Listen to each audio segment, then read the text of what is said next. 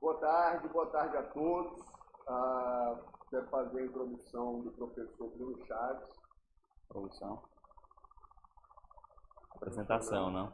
Apresentação é melhor. Eu acho melhor na introdução, mas eu posso fazer a apresentação, né? Já que ele está meio bloqueado comigo. Que é isso? Meio não, sempre estive. E aí, gente, eu quero apresentar um pouco. Ele vai dar aula de empresarial e consumidor para vocês. O Bruno tem ampla experiência no juizado especial, principalmente nessa parte de consumidor. Foi 10 anos aí, analista? Isso. Foi 10 anos analista do juizado especial aqui. Hoje está no Maranhão, na magistratura. Também muito bom de empresarial, vocês vão ver. Por favor, atentem ao material do professor Bruno, sigam as aulas, façam as anotações do material adequado, das palavras-chave, o que você acha mais palavra-chave do Bruno Chaves. Mais interessante do material, e revisem isso depois olhando o material e resolvendo questão, por favor. Peço também a todos que se concentrem na matéria. Nós estamos na reta final, 4 semanas. Esse é o momento de você abrir mão de tudo que você puder, porque nada vai vir sem dedicação, viu? Brunão? Obrigado, professor Alex. Ótima apresentação. Gostou da introdução? Agora sim. Eu estou no prédio aqui agora.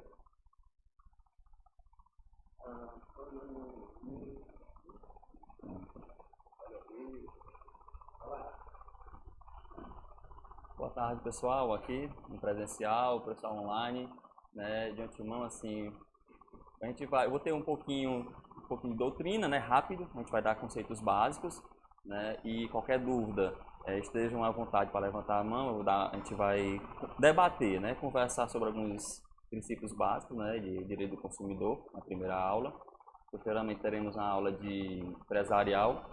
Prova de vocês marcada para o dia 20 de fevereiro, né? O que quer dizer que nós temos pouco mais de um mês para se preparar. Vou tentar ser bem enxuto, objetivo nas aulas, né?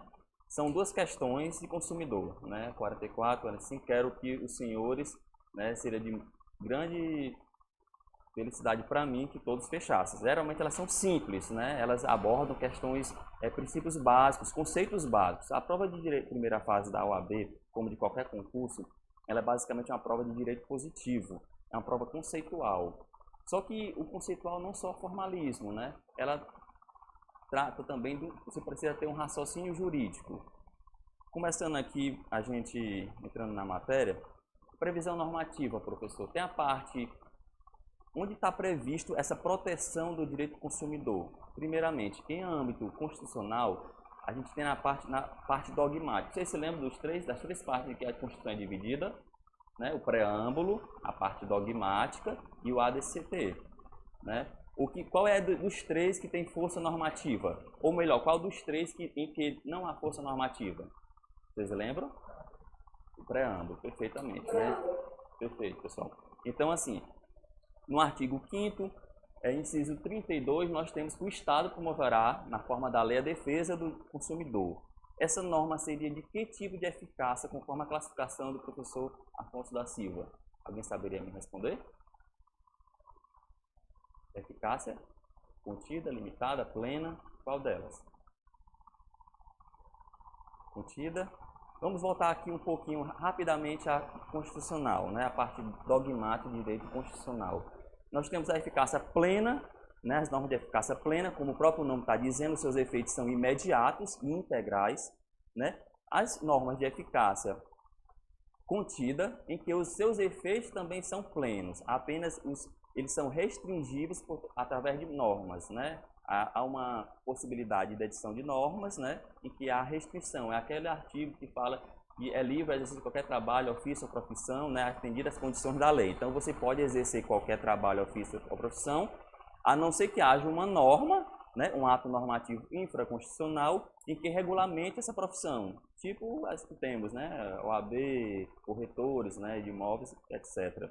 A norma de eficácia limitada, ela não tem uma eficácia plena, né, segundo a Constituição de Afonso da Silva. A eficácia dela é imediata, é indireta. São normas que instituem um programa de governo ou institui institutos, né, regras ou regulamentos para ter eficácia plena. Então, simples. 1, 2, plena e contida. A norma de eficácia plena e contida. As duas têm eficácia plena. A diferença entre a primeira e a segunda é que a segunda ela é restringível e a terceira não tem eficácia plena. Tem eficácia indireta, imediata, em que há a necessidade de um ato normativo para dar plenitude à sua eficácia. Nesse caso aqui, as normas previstas, a norma prevista, né, a regra prevista no artigo 5º, inciso 32 da Constituição Federal, da parte dogmática da Constituição, ela tem eficácia limitada. Ela precisa de um ato normativo para que o Estado efetivamente promova a defesa do consumidor. Anotem aí, vai ter no material, né? Mas quem quiser anotando já facilita. Há também a previsão da defesa do consumidor no artigo 170 da nossa Constituição Federal, né? Que trata da ordem econômica. Observem bem, não se esqueçam dessa parte que eu falo, em que há a defesa do consumidor na ordem econômica, porque eu vou precisar desse conceito econômico de consumidor. Existe um conceito fático e um conceito econômico de consumidor. Só para vocês ficarem situados, o conceito econômico eu vou tirar dos princípios da ordem econômica. E há também no ADCT, né? Que entre tantas normas de eficácia, há aquelas exauridas, né? Aquelas que já cumpriram a sua missão, né? Dentre as quais a promulgação de um Código de Defesa do Consumidor. Artigo 48 da ADCT.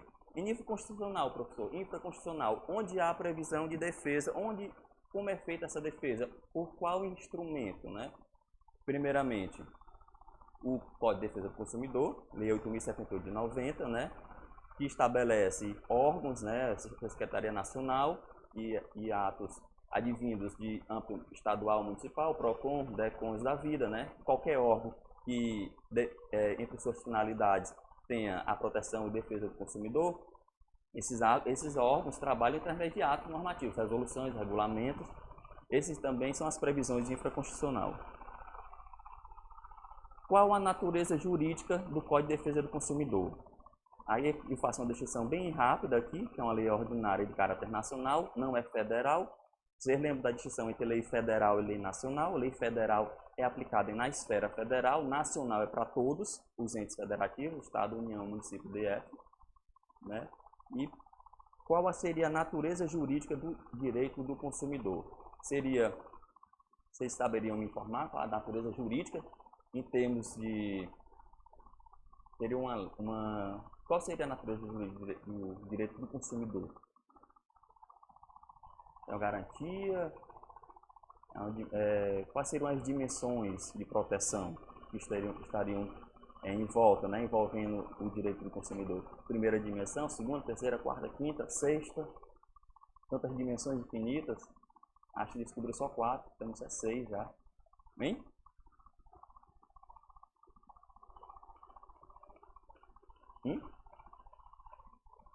Vamos aqui, ó. Vamos passar isso aqui mais. Se você partir da clássica distinção entre direito público e direito privado, né? O que é que distingue esses dois ramos, grandes ramos clássicos do direito? O que distingue? É a presença do Estado, do agente estatal, seja ele próprio ou delegado. Essa é a grande distinção entre o ramo dos direitos no âmbito público e privado. Privado, por que direito do consumidor é privado? São dois particulares envolvidos na relação. E essa relação é horizontal ou vertical? A eficácia entre essas normas que tem fonte, que bebe água na Constituição, no inciso 32, essa eficácia, o CDC, ele tem eficácia horizontal ou vertical? Pela resposta que eu dei agora, vocês têm que me dizer que no mínimo é horizontal, porque são dois particulares em pé de igualdade. Eu vou lhe explicar que tem algo a mais por trás. Existe outra dimensão aí, além de vertical e horizontal. Seria a eficácia diagonal. Por que diagonal? Por que, professor, não é horizontal? São dois particulares iguais. São iguais? São dois particulares iguais? Então há um desnível. Então há uma diagonal entre eles. É por isso que é a eficácia diagonal. Se cair na prova, pessoal, não vai cair nessa profundidade, né? O consumidor também não cai em segunda fase, né? Assim, direito civil pode cair, mas difícil cair uma questão sobre o consumidor, mas a eficácia prepondera, né? Para provas objetivas, eficácia horizontal, só que um adendo aqui mais aprofundando, na realidade a doutrina, né? A doutrina com campa, que seria de diagonal, justamente por conta dessa desigualdade. Há uma diagonal entre eles, um superior, né? Veja o fornecedor como superior e o consumidor inferior. Formaria uma diagonal nessa relação jurídica entre eles, né? Seria um direito de que dimensão? Né? A resposta está já no quadro. Por que terceira dimensão, professor? Quais são os direitos de primeira dimensão? Quais são os direitos de primeira dimensão? Os direitos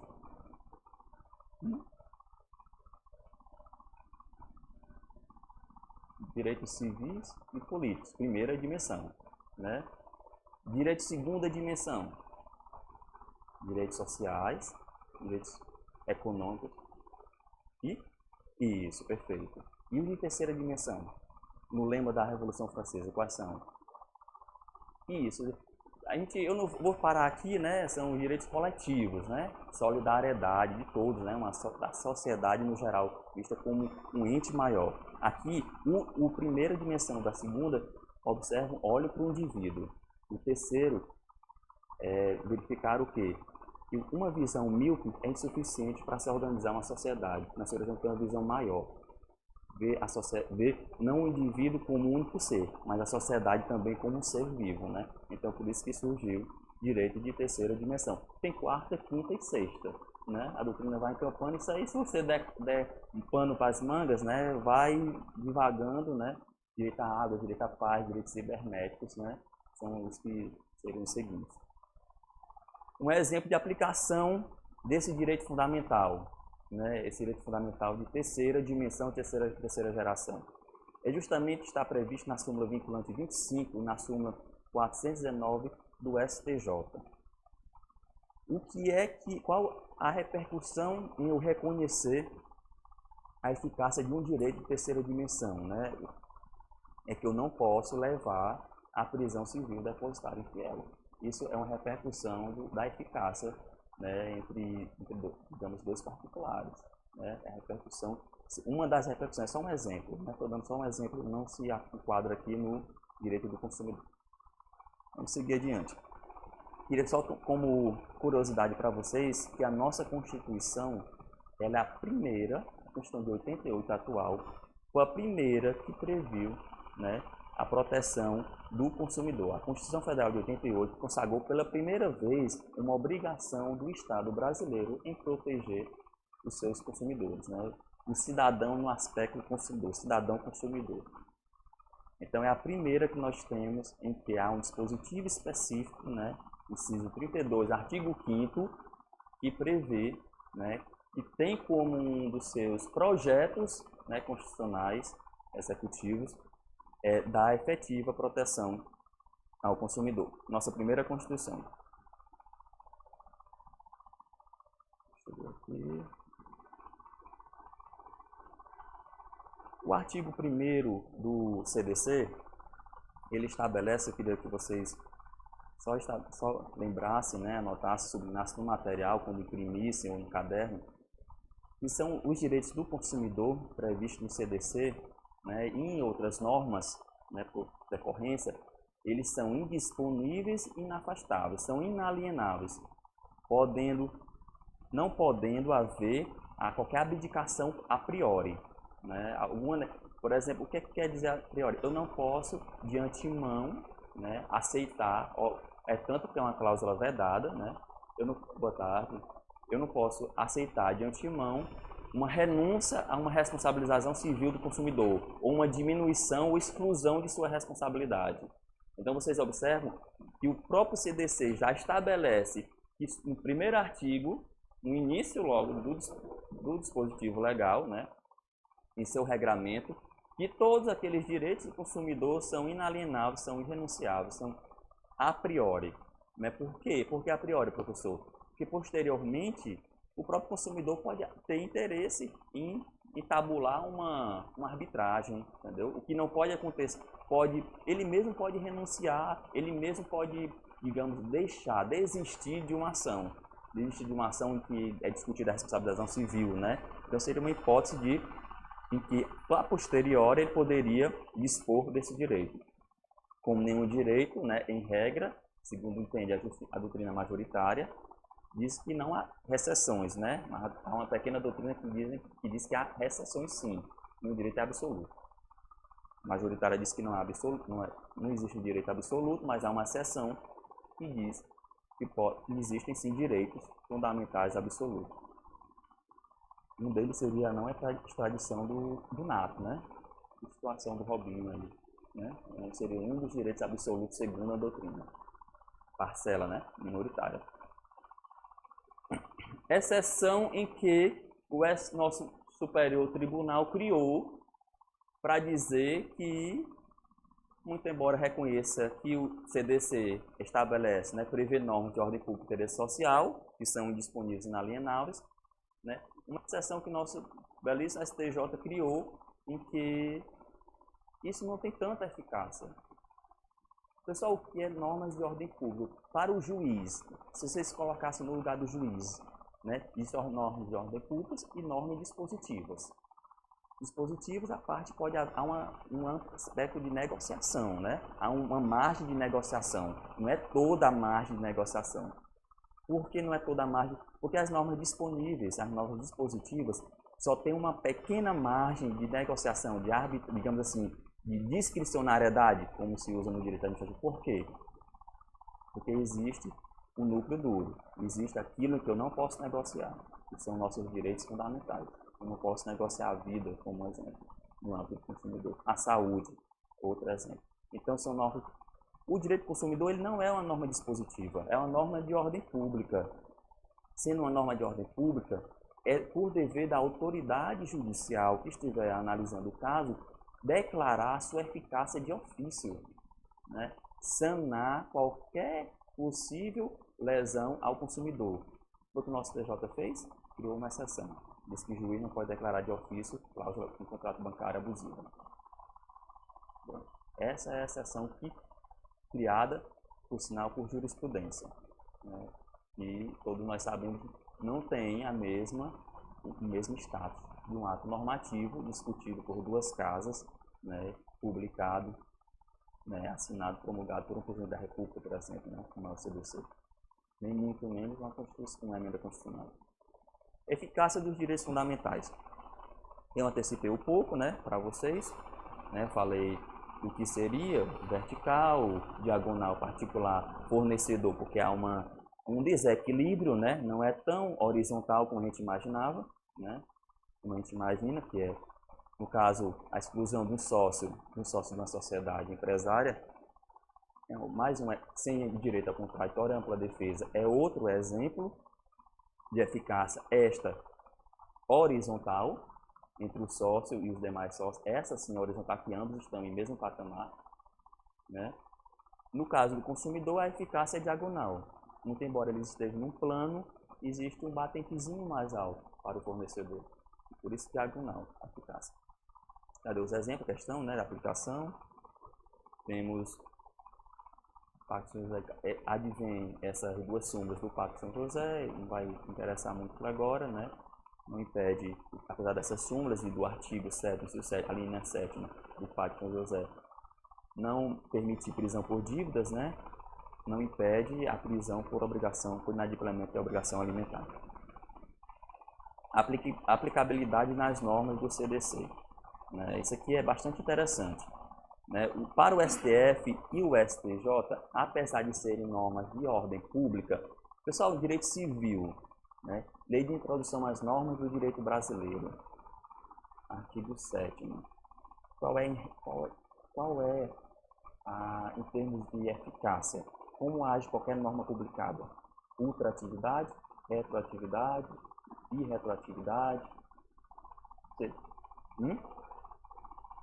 As normas, uma vez publicadas, elas em regra são retroativas, em regra retroativas, ou são imediatas? Como é que é? Vocês lembram? Dali em diante, em regra são retroativas. Pronto. Então, as normas, segundo no artigo 7º do lado da introdução às normas de direito brasileiro são irretroativas. STJ e STF disse nada mais do que isso. Não é porque essa discussão, porque como são normas de ordem pública, se pensava que não, são normas de ordem pública, então tem uma diferença, né? Seria uma categoria diferenciada. STJ e STF não aceitaram, com exceção, né, que também não precisaria ter dito, dos contratos de execução diferida, né? Aqueles, por exemplo, contrato de plano de saúde. Eu contrato de plano de saúde antes do CDC, antes de 90, eu tinha um plano de saúde eu tinha um contrato de plano de saúde antes de 90, foi publicado o CDC. A partir que é publicado e passa a valer o CDC, as minhas relações com o plano de saúde em diante, né, vão sofrer as incidências do CDC. As para trás, não, seriam reguladas pelo direito civil comum. STF e STJ disse basicamente isso. Aplicabilidade. Eu vou dar para vocês os conceitos básicos, né? Professor, o que é que eu preciso saber na OAB para eu fechar as duas questões? Pessoal, vocês precisam saber conceito. Conceitos, um pouco de jurisprudência, né? E um pouquinho também de súmula, mas basicamente conceitos. Conceitos vocês eliminam no mínimo duas questões das quatro. Eles garantem. Pelo menos duas questões dos quatro itens, dois itens dos quatro, lá das opções, vocês eliminam. Quais são os elementos subjetivos da relação de consumo? Então, os sujeitos da relação de consumo é o consumidor e o fornecedor. E os objetivos? Produto e serviço. Professor, isso é pouco, não estou ensinado demais, né? Até agora. A gente vai resolver nas questões. Eu vou dizer qual a importância desses conceitos. Fornecedor. Pessoa física ou jurídica? Muito despersonalizado. Podem ser fornecedores? E os senhores já? Podem? O artigo 3º do CDC não fala dele, tá aqui também, né? O artigo 3º do CDC não fala em entes despersonalizados. E aí? É a questão para vocês refletirem. As normas, às vezes, elas vêm de forma fechada. Né? Vocês, como futuros advogados, juízes, promotores, delegados, é que vão colocar a substância nela. Se não fosse para isso, não precisaria de pessoas pensantes, né? Só baixaria as máquinas. Então, CDC não responde essa pergunta. Uma boa questão para depois, né? Para refletir. Produto. Qualquer bem, imóvel, material e imaterial. Uma marca pode ser um produto, é um bem material, né? Eu posso trabalhar fazendo marcas. Desenvolvendo, pensando ideias, pensando marcas. Serviço. O serviço só se enquadra, o serviço só é regrado pelo CDC, pelas normas consumeristas, porque não é só o CDC. O serviço só é regrado pelas normas de consumo se ele for remunerado, ainda que indiretamente. O fornecedor, de alguma forma, ele tem que ser remunerado. Ou é uma facilidade, um estacionamento gratuito que facilita eu entrar no estabelecimento, me deixa mais confortável, me faz mais seguro deixar o meu automóvel. Me traz um bem melhor. É melhor um estacionamento coberto ou a rua ao sol quente? É melhor um estacionamento coberto. Se for gratuito, melhor ainda, né?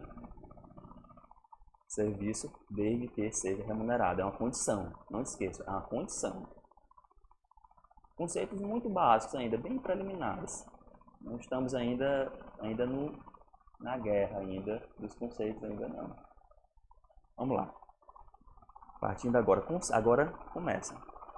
Conceito do consumidor. O que seria consumidor? Pessoa física ou jurídica que adquire ou utiliza produto ou serviço como destinatário final. Pessoal, quem é esse destinatário final? Quem é esse destinatário final?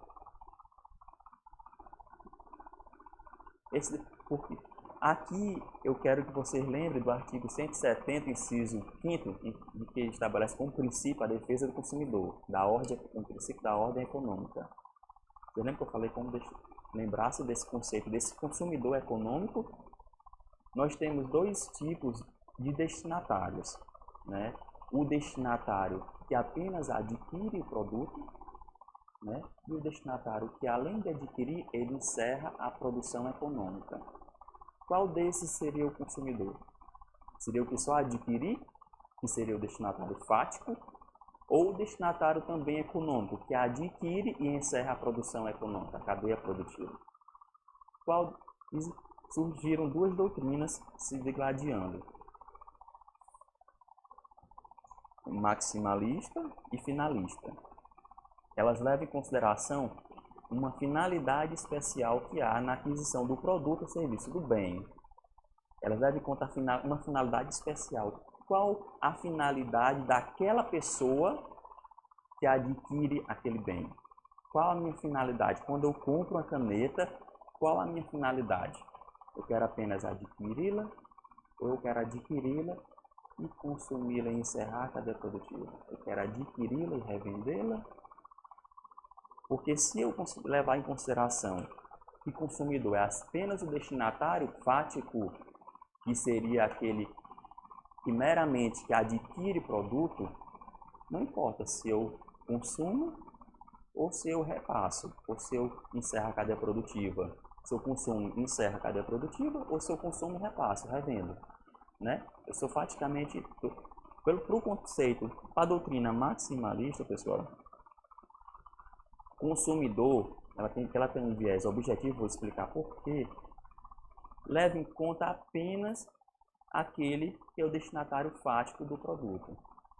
Aqui eu falo bem aqui, ó. Não importa a finalidade da aquisição do serviço, podendo haver inclusive a intenção de repasse. Seria não há esse maximalista. Por quê, professor? Porque ela abrange todos aqueles que adquirem um produto, não importa a sua finalidade, não leva em conta o aspecto subjetivo, o aspecto finalista daquela relação de consumo. Todo aquele que adquire um produto será enquadrado consumidor para esse conceito final do artigo 2º do CDC. Seria um conceito amplo, por isso que máximo. É um conceito máximo de direito de consumidor. Todos nós, uma empresa que adquirisse um computador para utilizar na recepção, uma empresa que adquirisse um ar-condicionado, etc., para adquirisse insumos para usar na sua cadeia produtiva, né? Uma lanchonete, um restaurante que compra arroz, ele seria enquadrado como consumidor, em qualquer condição, seja para ele consumir, seja para ele repassar, porque é um conceito máximo. Ele não quer saber a finalidade, ele é um conceito objetivo, que não quer saber o que passa na mente subjetiva da pessoa. E não se esqueça, podem ser pessoa, eu vou falar sempre pessoa, porque pode ser pessoa física ou jurídica.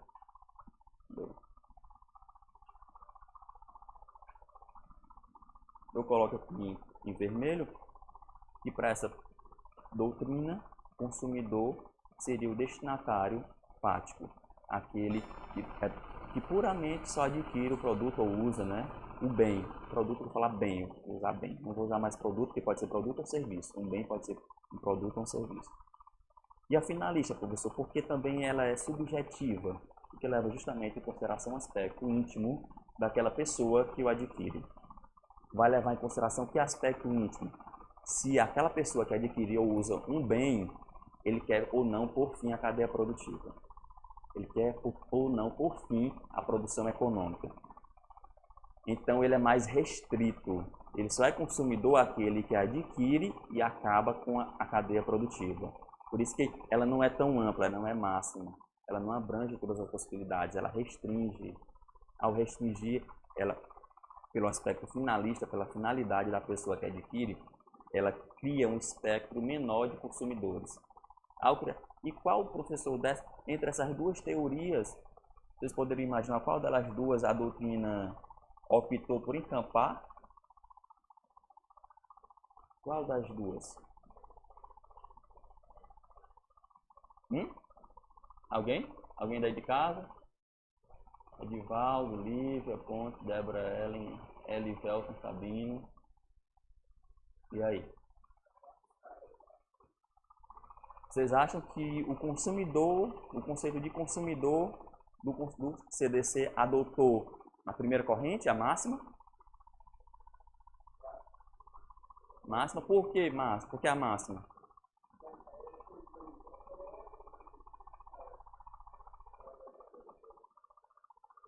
Desconsidera o aspecto final, o finalístico, o aspecto subjetivo. Não é isso? Quem adquiriu é consumidor. Se ele adquiriu para reinserir na cadeia de produção, no restaurante que comprou arroz, ele é consumidor do mesmo jeito. E aí, finalista, quem defende que é finalista por quê?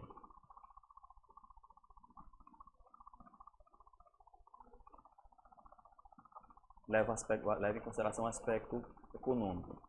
Pessoal, a doutrina entende que deve prevalecer o aspecto mais restrito do conceito de consumidor, o aspecto finalista, em que o consumidor seria aquela pessoa que adquire o bem e encerra a cadeia econômica, a produção econômica. Ela adotou. Só que surgiram algumas situações, como no direito, um estabelecimento, né? Algo fechado, sempre vai surgir alguma coisa fora. Finalista, ele adquire duas versões, é o fático e o econômico. Aquele conceito de econômico que eu lhe falei lá do artigo 170, inciso 5º dos princípios da ordem econômica. Entendeu? Dessas mesas.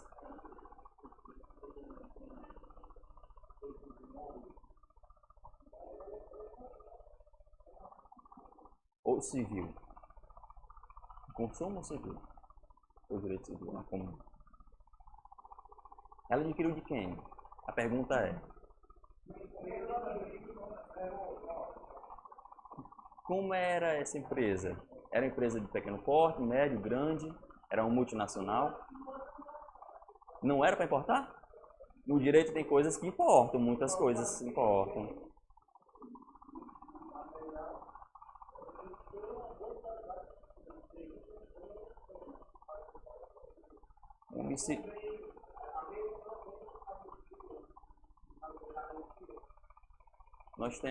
Nós temos as figuras dos homicídios culposos e qualificados justamente para justificar que no direito muitas questões importam. E é uma dessas que eles pensaram. Respondendo essa pergunta, surgiram situações de desigualdade.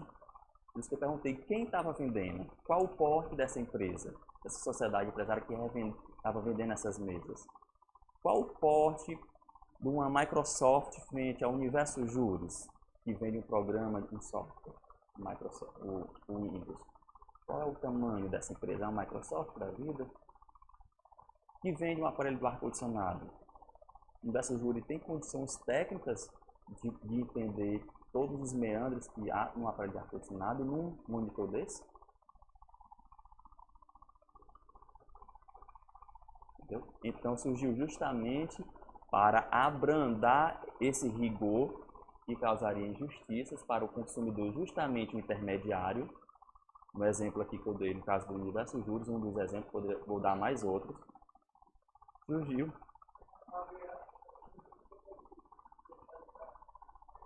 o hipossuficiente não, o vulnerável. Ele tem, nesse caso, ele vai precisar provar a vulnerabilidade.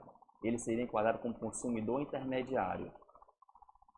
Por que intermediário? Porque ele não seria enquadrado como consumidor, ele é apenas um intermediário da produção, ele ainda vai continuar a cadeia produtiva. Por exemplo, vou dar o exemplo aqui do curso. O curso não tem condições, ele não tem conhecimento técnico de televisores.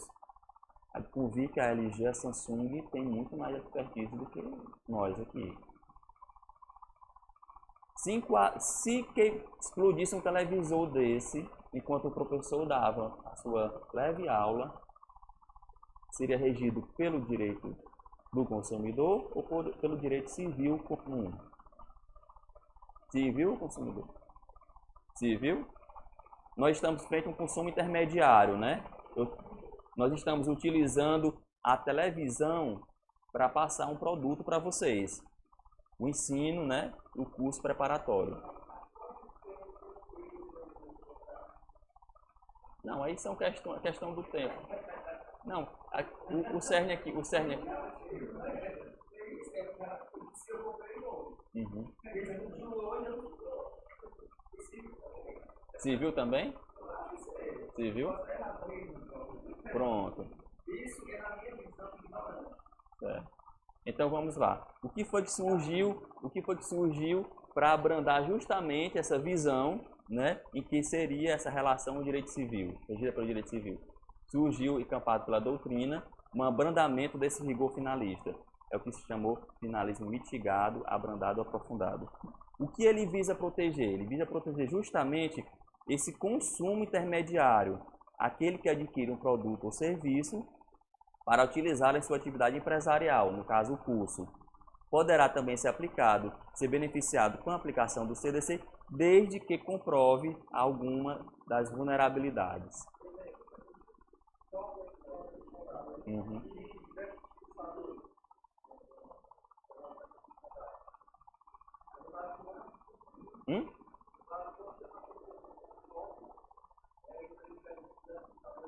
Pronto.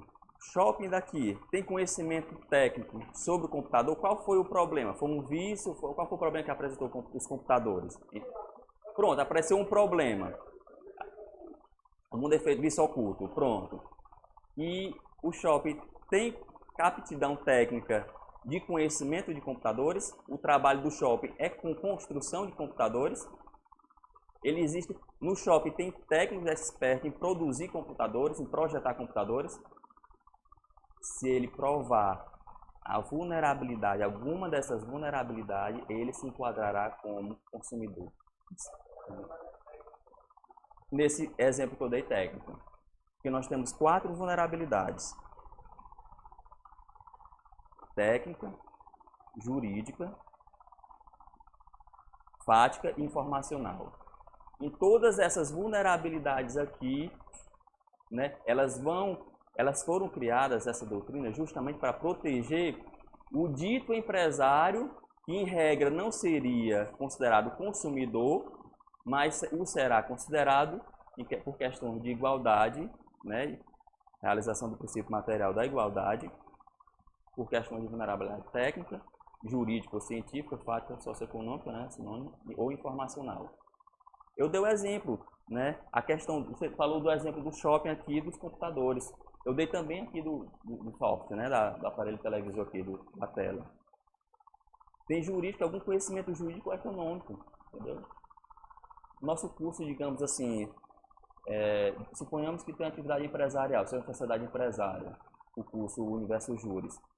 Qual o nosso nível de conhecimento econômico, contábil, financeiro em bolsas de valores?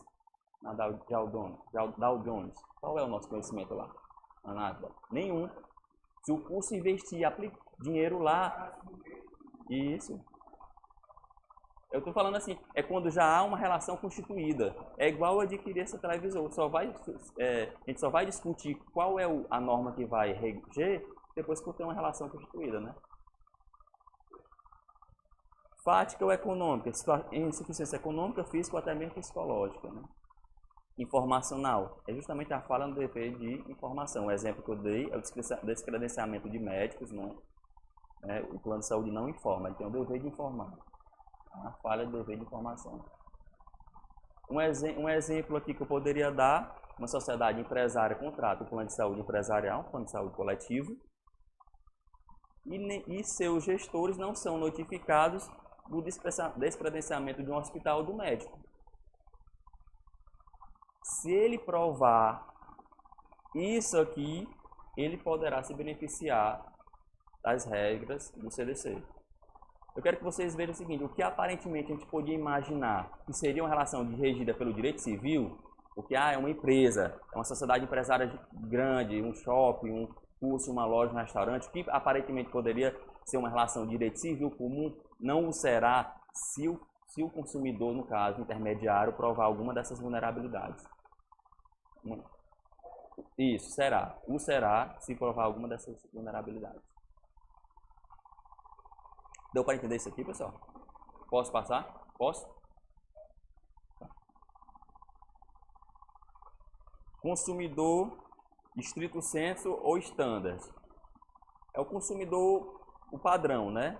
O padrão que está diretamente relacionado, tá na relação de consumo, é o que está diretamente envolvido, né? Relacionado. É o que compra, vende um celular, é a pessoa física ou jurídica que compra e vende um celular. O equiparado é todos aqueles que são vítimas, né? Eles não estão na relação diretamente, porém sofrem suas consequências. Cito um exemplo, né? Um avião que cai numa área residencial. Os seus passageiros estão tendo relação de consumidor padrão e as vítimas na residência estão equiparadas. Ambas vão ser beneficiadas pelas normas do CDC. Isso. Ambas serão beneficiadas pelas normas do CDC. Um é consumidor padrão, outro... Tem. Pode se... Isso. Tem muita... Na verdade, o CDC, o direito do consumidor é um ramo, né? Seria um filho bastardo do direito civil. Justamente por conta de uma proteção especial. Ela prevê uma proteção especial, assim como o direito trabalhista. Também é. Uhum.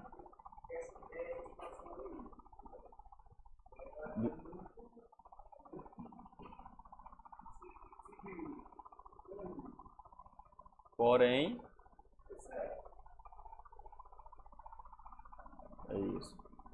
Muito civil comum, né? A gente compra tarifa, eu pago uma tarifa de ônibus, eu tô, de certa forma, eu tô uma tarifa natureza privada, estou contratando com com a concessionária, né? Eu sou o consumidor direto ali, também o usuário na parte administrativa, né? E aí, um pedestre é atropelado pelo ônibus, né? Também é consumidor. Mesmo ele não tendo comprado nenhuma tarifa, ele é consumidor equiparado. Conceito de fornecedor. Né? Do mesmo jeito, né? Só chamar a atenção que são as pessoas físicas, tudo, né? No geral, ainda clientes despersonalizados, né? Existe também a figura do fornecedor padrão, né? Só queria chamar detalhe para vocês, essa daqui, ó. Fornecedor não é todo mundo. Se eu vender o meu relógio, ou o meu celular, ou o meu carro, eu não posso ser considerado fornecedor nessa relação. Porque o que vai diferenciar um fornecedor de um simples contratante civil, né, é a habitualidade. Eu preciso usar daquela atividade como algo habitual em minha vida comercial. Da mesma forma que o empresário, quando a gente for estudar direito empresarial, só será considerado assim, se ele praticar aquela atividade com habitualidade, o fornecedor também será assim. Eu vender só um relógio para uma pessoa, apresentou um defeito, ou um celular apresentou um defeito, eu não posso, aquela pessoa não pode se utilizar das normas do CDC, do consumidor para ajuizar uma ação contra mim, na relação de direito civil comum, contratual.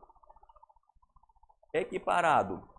Equiparado é justamente alguém que está intermediando, né? O corretor de imóveis, né? Alguém que intermedia aquela relação principal. O direito consumidor, o corretor de imóveis, de carro, são esses os fornecedores. Se eu vender sempre, se eu me utilizar daquilo como meu de vida, sim, fornecedor. O grande diferencial, como é o seu nome? Mário, o grande diferencial é a habitualidade. Porque senão todos nós seríamos fornecedores. Todos nós seríamos fornecedores. Quem nunca vendeu alguma coisa? Todos nós seríamos fornecedores. A diferença é que você faz daquela atividade sua atividade habitual, sua atividade própria.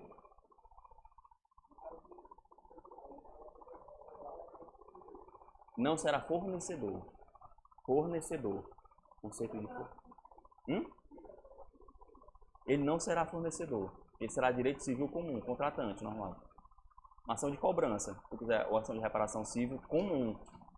Aqui eu estou explicando os conceitos justamente para vocês entenderem, porque nas provas eles perguntam assim, muitas vezes.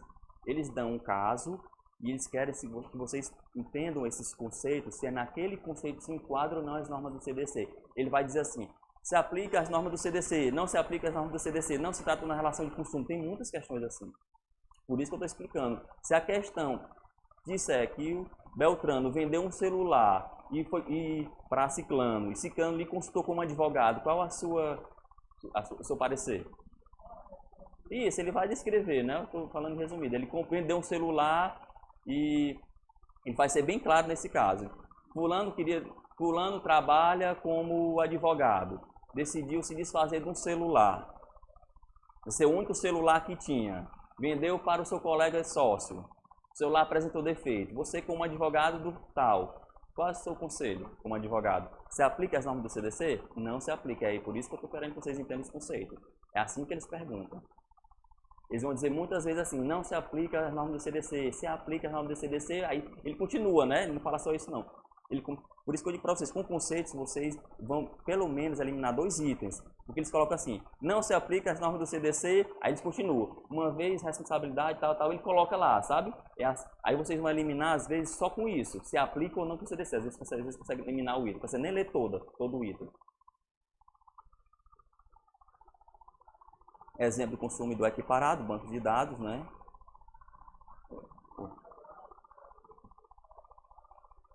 O advogado e contador. Isso. Ele praticar. Isso. Só que o seguinte, o que acontece? O advogado, o Supremo, diz que essas atividades são regidas pelo direito civil comum. Entendeu? Eles têm aplicação do direito civil comum.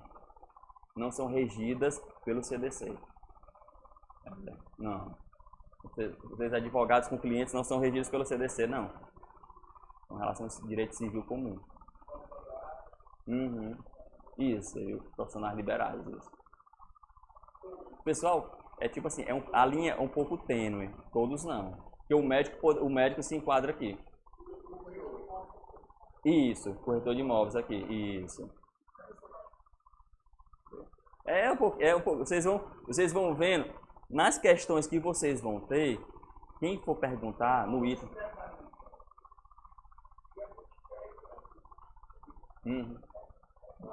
Porque você é levado a pensar que a relação advogado-cliente é consumidor, né? O conceito está claro, né? Presta um serviço de forma habitual, mas não é. É direito civil. Incrível, né? Por isso que eu digo assim, que o direito ele não é fechado, não é fechado. Agora também é o seguinte, eu estou falando algo que não tem na lei. Existe onde? Construção jurisprudencial. Por isso que eu digo para vocês vão precisar de conceitos, um pouquinho de jurisprudência, um pouquinho de súmula. Desse nível de advogado, assim, de uma questão desse nível, acho difícil eles perguntarem. Eles vão perguntar mais conceitos mais básicos.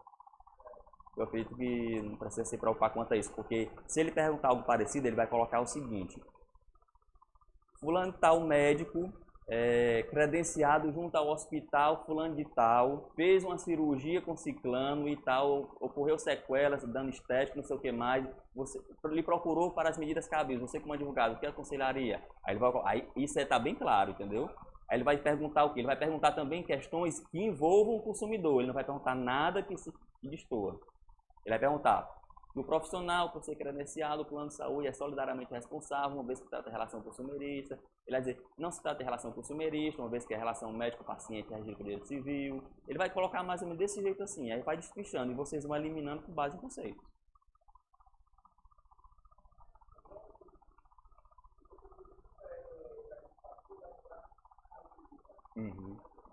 Isso. E podem perguntar, o pessoal também de casa, também é bom perguntar.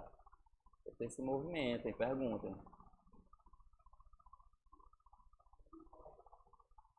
Relação trabalhista está expressamente excluída pelo artigo 3º. Né? Ele não inclui, não trata da relação consumidor. Aqui eu coloquei algumas atenções e observações para vocês observarem que quando o CDC quer que todos os fornecedores sejam responsáveis, ele usa a palavra fornecedor, gênero, quando não ele especializa, né? Fabricante, produtor, construtor, importador, comerciante. Acho que não vai ter muito aí. E só cuidado com expressões, né, questões, quando falar nunca, sempre, apenas, jamais. Geralmente estão erradas. Geralmente estão erradas. Classificação do fornecedor. Real, né? A doutrina classifica, sendo bem objetivo aqui, sem perder muito tempo. fabricante, produtor, o aparente é quem utiliza uma marca, né? Um exemplo, um signo reconhecido, um signo, e o presumido, né? No caso, o importador. Aqui é o que a doutrina distinta, né? Eu não vou muito me ater tempo com vocês aqui. Entes despersonalizados estão abrangidos também. A família, por exemplo, quando pratica uma atividade típica, né, com a habitualidade de fornecimento de produtos ou serviços, né, poderia ser considerada como consumidora. E se vocês observarem bem no exercício da advocacia, né, tudo depende da fundamentação que vocês vão usar na petição, né, a causa de pedir, próxima e remota. Isso é com vocês. Se vocês querem que aquela decisão, aquele caso, seja decidido com base nas normas do direito administrativo, do CDC ou do Código do Consumidor ou trabalhista, se o for, né, porque isso tem que estar demonstrado, é vocês que vão dizer. Porque às vezes, como exemplo, um usuário de transporte público, né, ele poderia se enquadrar perfeitamente com... E por sinal, se vocês observarem, o sistema é tão coerente, nesse ponto ele é coerente. E a responsabilidade civil de um atropelamento, de um acidente, de um passageiro dentro do ônibus, vai ter as mesmas consequências, vai ser no mesmo tipo, se fosse a responsabilidade civil do direito do consumidor. Será a responsabilidade civil objetiva, com as excludentes, com as atenuantes, tudo igual. Então vocês veem que nesse caso aqui o sistema é muito coerente. Vocês que vão dizer qual a norma, qual a relação jurídica, né, que seria a causa de pedir. Remoto. Qual a causa de pedir? É uma causa de pedir baseada com fundamentos jurídicos de direito do consumidor ou uma causa de pedir baseada em fundamentos de direito civil comum? Ou trabalhista, vocês entes despersonalizados. Mais uma pergunta aqui. Uma autarquia poderia ser enquadrada como fornecedora? Não?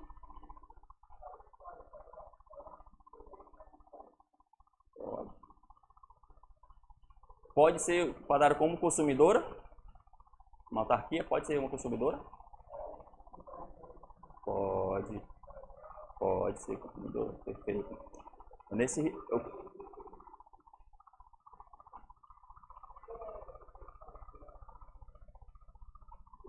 Perdão, só que eu estava lendo aqui.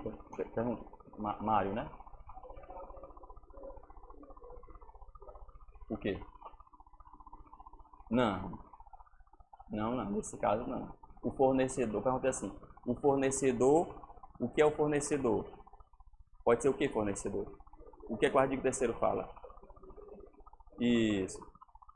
Porque vocês têm que observar o seguinte, que a que título aquela pessoa física, jurídica, direito público ou privado estava naquela relação. Ela estava realizando uma compra, aquela autarquia estava realizando uma compra, um contrato de compra que não administrativo, uma compra comum. É isso que vocês têm que saber, ó. O artigo 3º, pessoal, ele não distingue se é pessoa de direito público ou privado.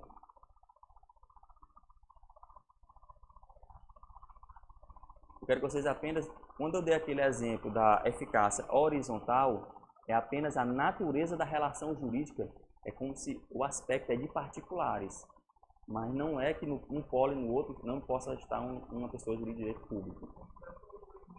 Isso, é isso aí. Isso. Nesse caso da autarquia, ela está no mesmo nível.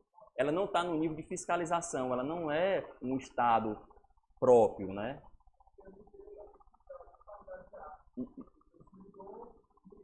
Isso.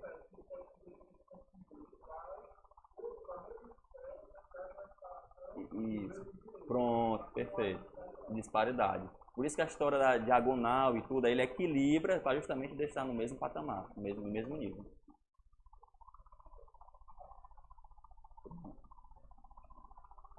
Fornecedor aparente presumido. A autarquia já responderam, né? Que ela pode se enquadrar também como consumidora. Né? Os exemplos são os mesmos, pessoal. Uma autarquia uma pequena autarquia que contrata, digamos assim, é que o caso concreto vocês têm que imaginar. Se ela contrata em particular, né? vários televisores, adquire algumas substâncias, né? São conceitos que tecnicamente ela não detém o controle, né? Se ela comprovar a vulnerabilidade, mais uma vez, só é enquadrada se comprovar alguma das 4 vulnerabilidades. Então, se ela se enquadrar, ela seria também uma consumidora. Foi. E como é o seu nome? Alfredo, pois não, Alfredo.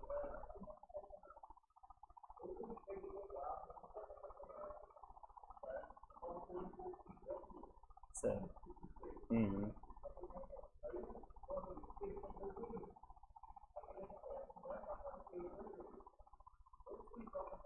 Você vendeu para a concessionária, aí a concessionária passou para o nome dela. Certo.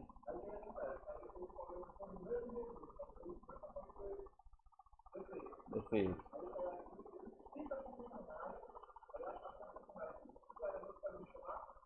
Em ação de regresso, posteriormente, isso tudo vai depender da prova, né?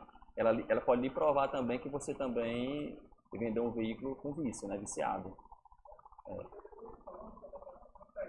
Uhum.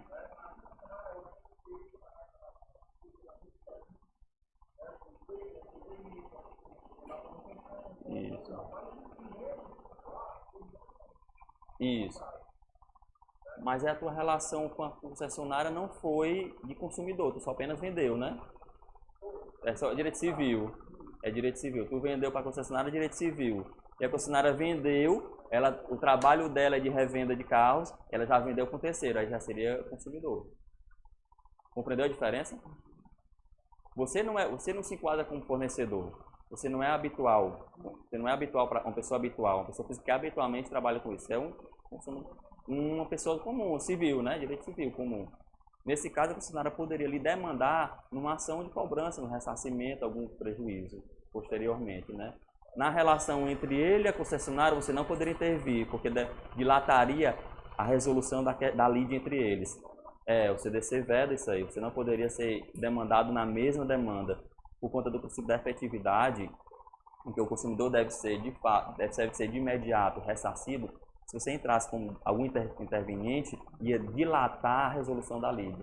Nesse caso, é mais interessante o que? E o código faz assim, e a jurisprudência concorda. É mais interessante ele resolver com a concessionária e depois ela entrar contra você. Separadamente, ou pelo menos entrar concomitante, mas separadamente. Não na mesma esfera de litígio. É porque as normas são diferentes. Vamos lá, pessoal. Produto bem simples, né? O produto recebido gratuitamente, como brinde em decorrência da celebração de contrato de consumo, não é abrangido pelo DC? O que vocês me dizem? Um brinde. Se eu recebo um brinde, essa minha relação se constitui uma relação quando eu recebo um brinde? Recebi. E aí? Todos estão concordes? Quando eu recebo um brinde, ali há uma relação jurídica, não há? Qual a natureza dessa relação jurídica? Direito civil, comum ou consumidor? Civil ou consumidor? Consumidor. Consumidor se enquadrar nesse tipo, né? Um fornecedor habitual, né? Um consumidor destinado final. Se eu recebo um brinde e esse brinde, digamos que fosse um celular, ele explode no meu rosto, não seria uma relação de direito civil ou direito consumidor? Consumidor. Eu quero só que vocês atentem ao seguinte, isso é o caso da amostra grátis. Se fosse assim, o pessoal dava amostra grátis e ficaria ileso, né? Terceiro. Fornecedor terceiro, consumidor segundo. Primeiro é o que diz a natureza das normas de todo o direito do consumidor. Então, assim, eu quero que vocês só atentem que para o produto, né, não há, em regra, um limite para o termo produto, que se enquadraria com o produto. Pode ser, como aqui está bem definido, móvel, um bem móvel, imóvel, material, pode ser gratuito, oneroso. Não há uma delimitação, não há um limite jurídico, uma condição jurídica.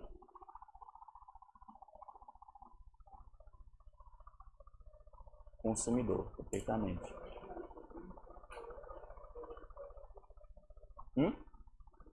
O brinde O brinde é abrangente pelo CDC. Uma pergunta. É amostra grátis. Uma pergunta. É uma pergunta. É uma pergunta isso. A amostra grátis tem previsão legal no CDC. Né? Pois é. Aqui. Isso. Isso, a amostra grátis do mesmo jeito. Funciona. Eu quero que vocês peguem só a ideia. Eu quero mais uma vez que vocês entendam os conceitos e peguem só as ideias. Não é que vocês decorem o que é consumidor, ipsilíteres, não. Eu quero que vocês entendam só a ideia, porque é essa que nós vamos resolver nas questões. Não há limite do termo, né? Serviço, falei que tem que ter remuneração, né? Eu coloquei algumas coisas para vocês lerem com calma, pessoal, para a gente ser mais rápido. David, nós temos quanto tempo ainda? Quanto tempo? 13. Pronto, eu falo das vulnerabilidades e vulnerabilidades, ó. Pessoal, aqui, vulnerabilidade, para que vocês entendam que vulnerabilidade é um fenômeno de direito material e hipossuficiência processual, né? A questão da inversão do ônus da prova, você vai usar a hipossuficiência do consumidor, né? Como eu lhe falei, todo consumidor tem que ser vulnerável. Por isso que uma empresa grande, uma sociedade empresária grande, pode ser consumidora. Todo consumidor tem que ser vulnerável. Estamos falando de direito material. É uma presunção absoluta. Hipossuficiência não. No caso concreto, o juiz vai verificar se ele inverte ou não a prova, se há hipossuficiência da parte segundo suas alegações. Entenderam? Então, está tudo aqui esquematizado. Eu só preciso ser só um pouco mais rápido aqui para a gente ir para a vulnerabilidade. É só uma vulnerabilidade agravada, é só um capricho doutrinário, né? Questão da boa-fé objetiva, com todos aqueles consectários, né? E direito à informação, segurança, cuidado, zelo, né? Toda aquela questão da boa-fé objetiva do direito civil. Agora aqui, cara, aqui é igual. Funções da boa-fé as mesmas, integrativa, tudo igual, né? Instrumentos, bem rápido também, questão promotorias, DECONs, delegacias, juizados, né? Isso aqui também eu coloco só assim, eu fico com encargo se eu não colocar, porque pode ser que num item, ninguém sabe, né? Coloque os itens lá para você dizer quais são, né? Se uma promotoria é, se uma delegacia é, se especialidade, se um juizado é, se uma associação de defesa é, porque às vezes a gente coloca as pegadinhas, eu coloco só mesmo para o desencargo. Direitos básicos, né?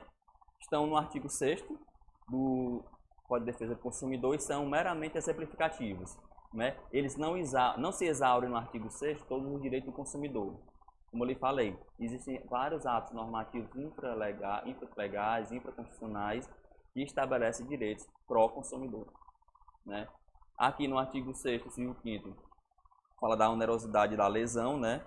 Aí eu já coloco aqui para vocês, para a gente não perder. David, tem como a gente...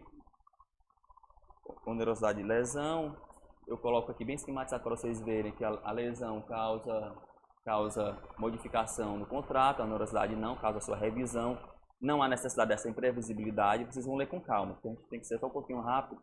Eu só tenho 13 minutos do último tempo, né? Na volta, eu já volto com o empresarial, é isso, David? Já volto com o empresarial, né?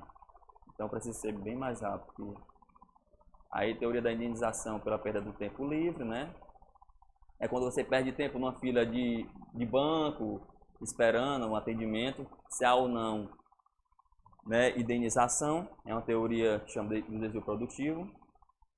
A USTJ por muito tempo entendeu que seria mero dissabor, mero aborrecimento, que não geraria danos morais. Hoje em dia a jurisprudência está tendenciosa a mudar que haveria sim danos morais, principalmente naqueles casos especiais em que há uma repercussão nos direitos fundamentais. Por exemplo, um idoso de 90 anos esperando 2 horas numa fila do banco. Um exemplo. Em regra, não há indenização por danos morais. Um idoso de 90 anos, 2, 3, 4, 5 horas na fila do banco, é a mesma coisa? Então, pronto. Tem que demonstrar o dano, isso mesmo.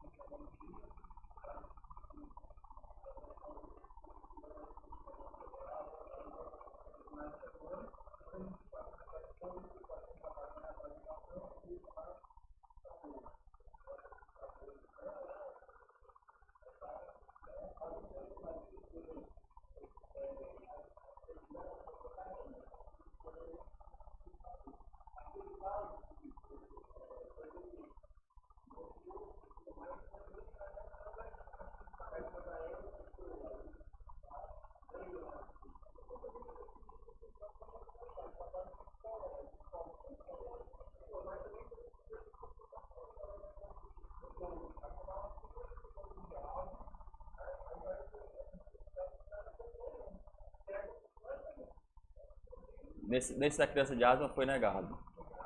Foi negado. Teria que ver o fundamento, né? Porque, no caso, o que é dano moral, o que é dano extrapatrimonial, né? É aquela ofensa, aquele ato ilícito, né? Que ofende a direitos, no caso da personalidade, que é o outro aspecto de direitos fundamentais, que é outro aspecto de direitos humanos em âmbito internacional. Então, assim, o que é que geralmente acontece? Não estou dizendo que que o juiz está certo ou não, até porque eu não estou ninguém para dizer correção de ninguém, mas só em tese, né? Possivelmente, alguns colegas que são mais rigorosos, eles querem que esteja provado, né, aquela ofensa, provado. Só alegar não provado é mesmo que nada. Aí, isso. Uhum. Aí, tipo assim, ele, não sei como ele analisou, né? É por isso que eu digo assim, em cada caso eu não consigo, né? A gente não consegue dizer, né?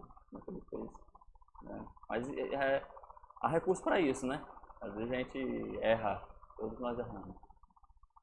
Vamos lá, né? Dano moral coletivo, né? Só o conceito, o artigo 6º, inciso 8º, é justamente da reversão da ônus da prova, né? Um dos principais direitos, né? Princípios que vocês vão usar nas petições, que é a reversão do ônus da prova em favor no processo civil. Se a prova colocar processo civil e penal, errado, viu? Processo civil, quando a critério do juiz for verossímil a alegação ou quando for hipossuficiente, segundo as regras ordinárias de experiência. É uma cláusula, de certa forma, aberta, né? Cláusula aberta que seria regras ordinárias da experiência, né? É muito subjetivo. É às vezes que isso acontece, né? Há um amplo espectro do julgador, uma margem muito grande para ele concretizar o direito. E às vezes comete erro, normal, né? Como ser humano. Por isso que a gente tem que debater, discutir mais para chegar. Os requisitos não são cumulativos, é um ou outro. Quando a alegação for verossímil ou quando o consumidor for hipossuficiente. O que eu quero dizer, pessoal, é que o seguinte, que essa regra de inversão do ônus da prova, ela tem natureza de regra processual, ela é de instrução. Eu não posso inverter. Eu já vi vários julgamentos em que o ônus da prova é invertido na sentença. Qual foram os princípios que foram violados aí? A defesa contraditória. Como é que eu inverto um ônus da prova na sentença? Porque para eu inverter, eu tenho que dizer que ele tem a possibilidade de provar, né? Por isso que o ônus vai ser dele. Porque ele não provou, o ônus vai ser dele. Tem que inverter antes. É uma regra de instrução, né? E um ou outro requisito, né? Ela se opera oper iudicis, quer dizer, é por um ato do juiz. Não é um ato de automático. O automático é quando se chama por oper legis. Nos vícios do produto, que a gente vai ver, se opera por ato do juiz. Os defeitos por oper legis. Vamos ver aqui. Responsabilidade civil. Deixa eu ver aqui. Pessoal, quero que vocês entendam essa diferença aqui, ó. Fato do produto, fato do consumo e vício do consumo. O que é fato do produto ou do serviço? Eu vou chamar de fato do consumo. É quando ocorre um acidente. Esse fato, ele prejudica ou a saúde ou segurança. É como se fosse um fato mais agravado. O vício é só uma inadequação do produto. Isso aqui é o que mais cai na OAB Direito do Consumidor. É responsabilidade civil e princípios. Essa parte da inversão. É o que mais cai. Vocês distinguiram o que é fato do consumo e vício do consumo é primordial para peticionar com base no CDC, em nome do consumidor.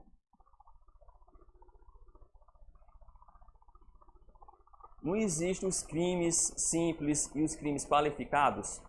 O fato do consumo é como se fosse um crime qualificado, ele tem um plus a mais, ele qualifica aquele fato. O que é um fato do produto? É uma geladeira que explode e queima a minha mão. É um celular que explode, a tela explode e queima a minha mão. O que é um vício do produto? É o celular que não liga. O celular não liga, é um vício. O celular explode, queima a minha mão, esquenta, tá correndo risco, né? A minha segurança ali. Ele tá só esquentando. Ele tá faltando a segurança. É uma vício. Então, assim, uma qualificação, né? Vício, né? É como se fosse um crime simples e fato é um crime qualificado. Por quê? O vício, só lembrar do exemplo. Celular que não liga é vício do produto. Celular que explode e queima meu rosto, minha mão, fato do consumo, fato do produto ou do serviço. Eu falo falar consumo, mas isso serve para produto ou serviço. Estou falando aqui no gênero. Fato do consumo, né? Um acidente do consumo, O consumo pode ser de um serviço ou de um produto. Aqui eu explico diretamente. Não, é assim. O vício do produto, o defeito, ele é sinônimo de fato do produto. É um fato do produto. Defeito é um agravamento. É um vício agravado. Deu para entender? Ou não? Deu para entender? O fato do produto.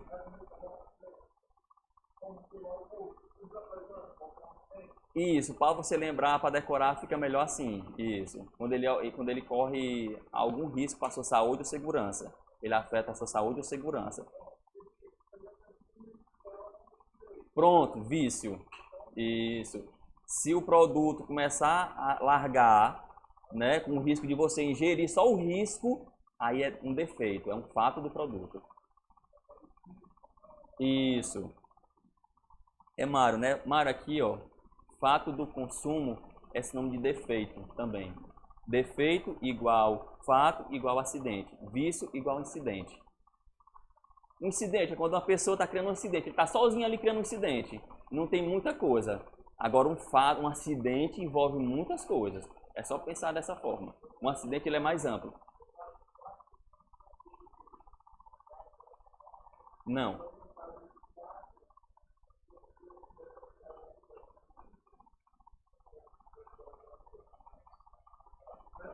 Não, ó. O defeito é sinônimo.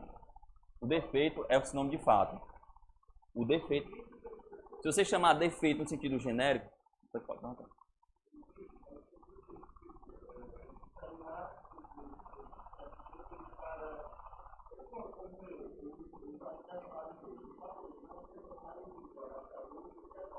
o vício pode ser um defeito?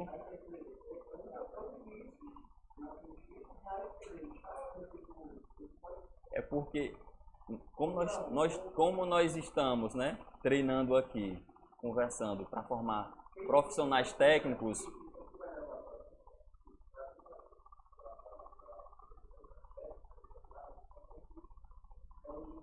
Uhum.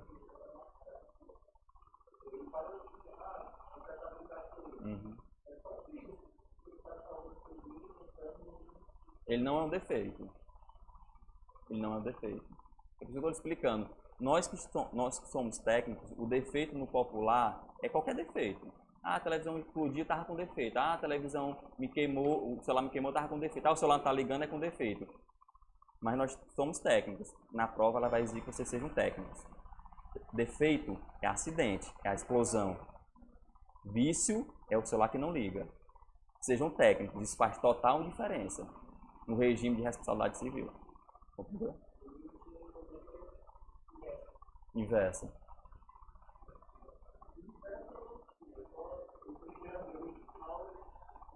Expliquei, né? É porque eu não coloquei aqui defeito aqui, não foi? Não. O defeito. Uhum. Sim. Uhum.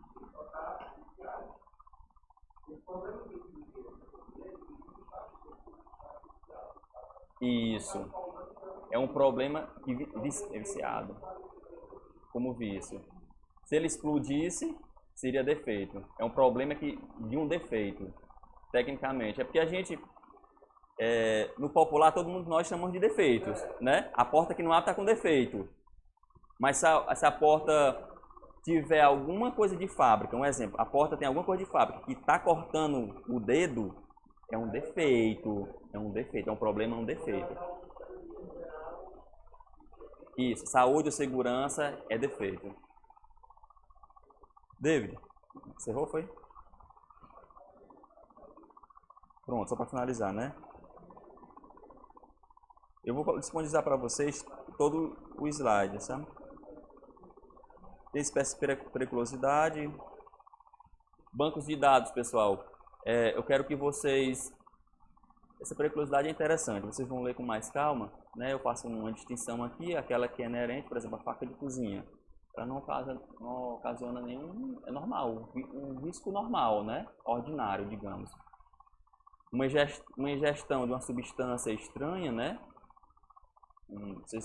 Só para lembrar para vocês que eu tenho medo que caia na prova de vocês, se eu abrir um refrigerante ou uma água e tiver um objeto, qualquer objeto, seja, né, nojento, uma verme, o que seja, você não precisa beber. Só estar ali, você comprou, já gera um dano. Já é o quê? É um defeito, porque ocasionou um risco iminente à sua saúde. Só lembrar, o defeito, ele é agravado. O defeito é um vício agravado, é um vício maior, mais amplo. Deu para entender agora? Todos? Ainda não? Pergunta aí. Então, o vício... é ele aqui.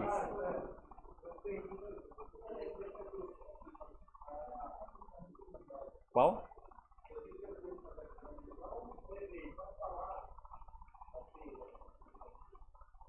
Qual? É defeito. É defeito, porque é um risco na sua saúde. Isso aqui é fabricação, né? Veio já veio assim, né? Entendeu? Veio assim. Aqui é exagerado quando ele ultrapassa, né? Um grande potencial. Alguma coisa. É só uma classificação e no final das contas eu só quero que vocês entendam o que é defeito e o que é vício. Porque isso cai muito. Todas as questões, concurso, OAB, só cai isso. É vício e defeito. Vício é de qualidade. Envolve a qualidade, a adequação, o produto adequado. Defeito não. É uma coisa que é piora. Tem lesividade à saúde ou à segurança. É um risco à saúde ou à segurança. Ele aumenta, é amplo. É um crime qualificado, é um homicídio qualificado. Como se fosse um homicídio qualificado, ele é pior. Só lembrar, teve risco à saúde ou segurança, é defeito. Só é não vem funcionando. Pronto. Se ele veio funcionando, mas ele queimou ou ele esquentou na tua mão, não gerou... Oi?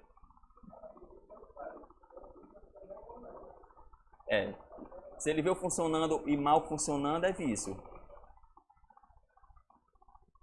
Entendeu ainda não? Isso tem que ser esclarecido. Pronto. Eu vou encerrar aqui.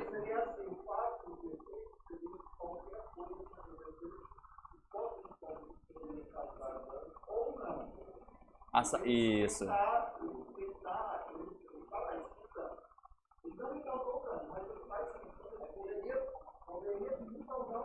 Potencialmente um risco à sua saúde ou segurança. Defeito, fato.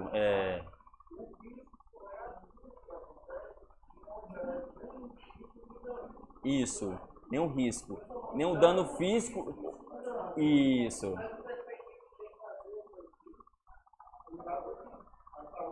Isso. É um risco iminente. Isso.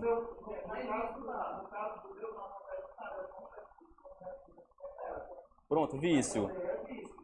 É um problema de adequação. O produto não serve para que ele veio. Isso.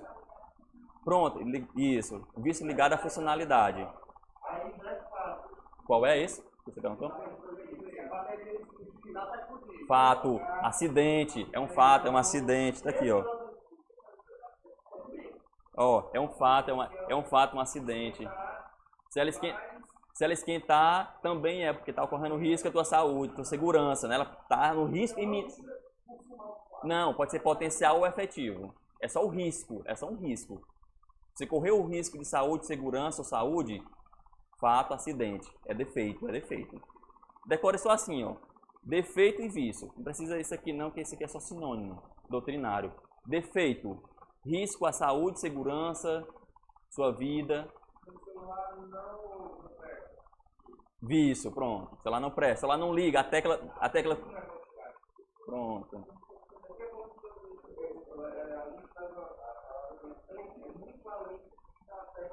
Pronto. É isso. Funcionalidade, não funciona. Inadequação. Ele é inadequado para os fins que ele veio. Se essa Isso. Porque se ele piorar, se ele causar uma explosão ou esquentar, aí ele se torna defeito. Pronto, pessoal. Vou dar só um intervalozinho aqui. Próxima aula de Direito Empresarial. Valeu.